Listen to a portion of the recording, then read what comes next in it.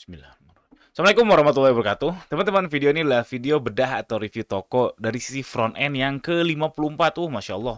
Sudah setahun lebih saya review toko dari sisi front end, atau saya lebih suka nyebutnya ini studi kasus sih sebetulnya. Kadang saya review toko, kadang saya review bisnis, kadang review skema bisnis, pokoknya ya studi kasus lah intinya. Jadi saya sambil menyelam minum air. Buat teman-teman yang mau di review tokonya gratis dari sisi front end ya, ada di Google Form, cek aja di deskripsi atau di ganirozaki.com.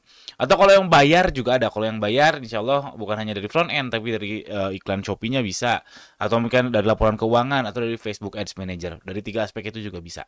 Insya Allah si segmen ini adalah di-upload setiap Senin jam 19.30 insya Allah. Oke, kita mulai untuk video kali ini. Yang mau saya bahas namanya adalah Maisha atau Misha ya, Misha Kids Muslimah. Ini nih tokonya nih teman-teman. Ini dia tokonya, tokonya 19.000 ulasan, bergabungnya 6 tahun lalu. Oh, dan ini adalah head to head sama toko saya. Saya juga sama jualannya baju muslim anak dan apa ya, lebih spesifiknya ke gamis anak perempuan umumnya apa eh, apa sih mayoritas produknya bestsellernya. Jadi ini head to head sama Baju Yuli, nama toko saya nama Baju Yuli teman-teman. Buat yang mau beli silahkan banget, sangat saya terima banget. Silahkan cek aja Baju Yuli. Dan ini toko saya, ini tokonya si mbaknya 7 tahun lalu 19.000 ulasan. Toko saya juga kurang lebih sama, saya 7 tahun lalu, kalau saya 7 tahun lalu ulasannya 230.000. Jadi angkatannya kurang lebih sama tapi beda nasib. Beda nasibnya apa? Saya lebih hoki itu aja. Jujur aja. Kalau saya disuruh bilang, disuruh gimana biar bisa 200.000 ulasan dalam 6 tahun, saya juga jujur bingung mau jawab apa ya. Bisa di Cuma satu yang bisa saya pasti jawab ya, saya lebih hoki. Saya qadarullah, saya lebih hoki itu aja. Jadi beda nasib. Oke, kita lanjut. Jadi karena ini adalah arena main saya, ini bisa dibilang kompetitor saya juga. Nggak apa-apa saya coba review, agak aneh sih sebetulnya. Tapi ya nggak apa-apa juga toh.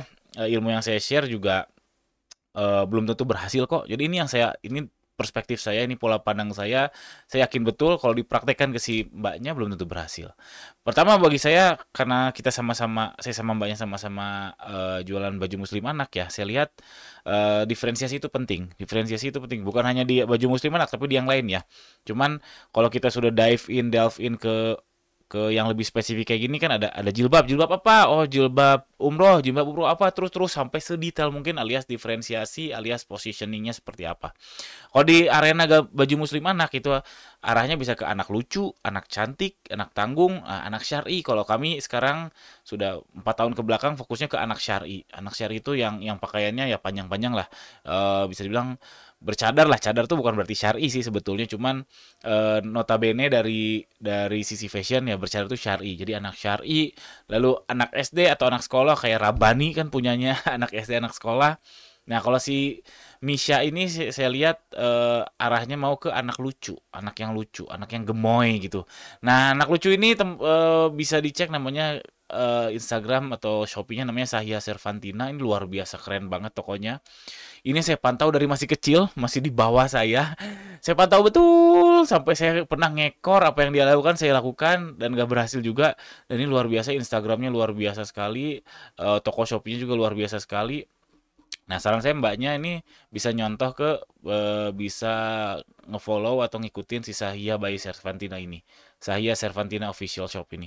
380.000 ulasan, bergabung 7 tahun lalu. Saya ingat betul waktu waktu waktu saya masih di atas dia tuh saya kesusul dan seterusnya. Ternyata kelebihan dia Instagramnya kuat banget. Dia fanbase-nya kuat banget. Lihat aja followers Instagramnya sampai ratusan ribu, dan yang komen tuh banyak banyak banyak banyak banyak, close order, sold out dan seterusnya. Itu salah satu positioningnya dia, main lucu dan di Instagram. Dan saran saya kalau kalau Misha Hijab ini mau main anak lucu juga, coba ikutin si Sahia Servantina, lihat gaya mainnya. Kalau sekarang saya udah nggak head to head sama Sahia Servantina karena saya fokus ke anak syari bukan ke anak lucu. Oke, itu saran saya, bukan saran ya, itu sepengamatan saya. Lalu saya lihat ini udah ada produk yang lumayan laris ya, si Misha Kids Muslimah ini. Niko aksesoris terlaris yaitu di jilbab ini. jilbab anak dengan harganya acceptable sih menurut saya 40.000. Saya tahu ini HPP-nya mungkin ya, mungkin di sekitar 10.000 sih, mohon maaf ya. Kebayang saya 10.000 sampai 15.000, paling mahal 15.000. Berarti ini harganya udah sip terjual segini, saran saya push aja. Push ke sampai jadi killer produk alias yang jadi 1.000 plus per bulan. Itu bisa tonton video saya yang ini nih, mana. Nah, yang teknik mahal ini. Jadi intinya di video ini nge-push gimana ada satu produk yang laris banget sehingga ngangkat produk-produk yang lain. Itu teorinya teori the long tail namanya. Silakan tonton aja buat teman-teman yang nggak tahu. Jadi kalau udah punya nemu produknya kurang lebih seperti ini, harganya affordable ya 40.000 affordable lah. Walaupun nggak murah-murah banget. Ada yang jual 7.000 di Shopee ada, tapi 40.000 tuh affordable. Lalu affordable tuh apa? Layak untuk dibeli lah, apa terjangkau tapi nggak paling murah. Marginnya menurut saya ini oke, 40.000 oke, dan dia sudah 130 terjual per bulan. Saya rasa kalau dinaikin di push jadi 1.000 nggak terlalu susah. Itu saran saya. Lalu yang kedua, Simbanya nih komentar. Beliau nih komentar katanya nih, Shopee saya after lebaran langsung drop sedrop-dropnya. Oke.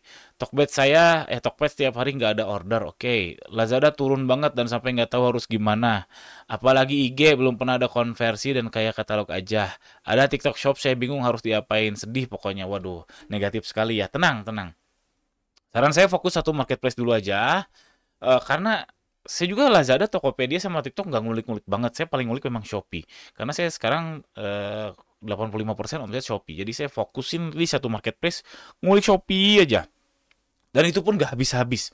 Promonya, fitur-fiturnya nggak habis-habis. Mulai dari Shopee Live-nya gimana, terus optimasi produknya gimana, lalu submit campaign-nya satu-satu gimana. Itu aja nggak habis-habis dan ngikutin apa maunya si Shopee. Kalau saya ngikutin apa maunya Shopee, kayak misalkan Shopee beberapa ya setahun ke belakang, setahun lalu mereka nge-push flash voucher. Jadi kalau kita seakan-akan sambil flash voucher exposure-nya gede. Sekarang makin sini makin makin nggak asik lah si ininya ya, si exposure-nya. Lalu flash sale toko saya, lalu sekarang yang baru-baru ini Shopee Live. Jadi tinggal ngikutin aja. Itu aja untuk ngikutin yang apa maunya Shopee, flash voucher, lalu pindah ke flash sale toko saya, lalu pindah ke Shopee Live. Itu saya nggak habis-habis. Jadi saran saya buat mbaknya, fokus dulu satu marketplace, Shopee kayak, atau ya yang terbesar mana lah, Shopee, Tokopedia atau Lazada. Fokus dulu itu diulikin sampai hatam. Jujur saya aja Shopee belum sampai sebelum hatam-hatam banget. Oke. Okay? Lalu terakhir, saya lihat sih secara umum ya dari sisi produknya, fotonya pricingnya pas ya, pricingnya nggak termurah, bagus menurut saya, pricingnya cukup, cukup tapi nggak bagus banget, cukup cukup pas lah bisa saya bilang karena saya tahu HPP-nya, lalu fotonya juga oke, judulnya juga oke karena udah memaksimalkan judul produknya, ya menurut saya oke lah, walaupun faktanya ada toko yang judulnya pendek-pendek tapi laris juga. Tapi kalau teman-teman sudah mengupayakan judul sepanjang-panjangnya, artinya teman-teman sudah riset betul-betul soal judulnya. Nah, si mbaknya ini judul produknya sudah oke sih menurut saya, sudah lumayan panjang, artinya kan dia sudah riset mendalam harusnya. Nah, saya harus cek, saran saya cek repeat ordernya. Repeat ordernya gimana? Kalau kurang dari 10% itu warning. Warning. Saya tuh di angka 15 sampai 18%. Sehatnya tuh 15%. 20% ya, 20% sehatnya. Repeat order tuh 20%. Repeat order si mbaknya gimana? Kalau kurang dari 10% itu warning. Warningnya apa? Jangan-jangan kualitas produknya jelek. Jangan-jangan servisnya jelek, misalkan chatnya jelek, pengirimannya lambat dan sebagainya. Itu hati-hati. Itu hati-hati betul. Kalau di atas 10% dan saya juga sama-sama mau ngejar ke 20%, itu memang agak berat sih karena saya juga belum belum tahu caranya. Cuman ada beberapa banyak teknik lah, silakan googling aja untuk ningkatin repeat order. Cuman kalau di under 10% saya curiganya produk.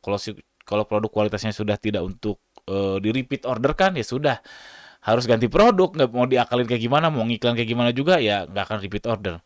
Lalu mungkin juga tren produk, jangan-jangan ini yang saya alami setahun setahun lalu lah ketika orderan kami lagi turun-turunnya, jangan kami nggak ngikutin tren. Oh betul aja, ternyata kami memang katak dalam tempurung hanya nggak mau move on dari bestseller lama. Jadi nggak mencoba mencari bestseller baru, yaitu ngikutin tren produk.